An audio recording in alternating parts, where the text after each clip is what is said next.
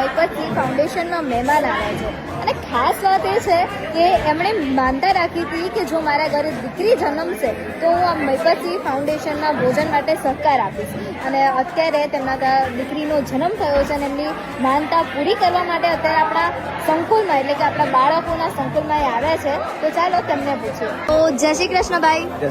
શું નામ છે તમારું? વાળંદ બિરેન. અને ક્યાંના છો તમે? હું પ્રોપર ખંભાત ઉંડેલનો છું અને અત્યારે બરોડા કોયલીમાં રહું છું. ઓકે, તો સૌથી પહેલાં તો તમારા ઘરે દીકરીનો જન્મ થયો છે એ બદલ તમને ખૂબ ખૂબ શુભેચ્છાઓ. અને એવી પ્રેરણા ક્યાંથી મળી કે મારે આ રીતે આમ ડોનેશન આપવું છે?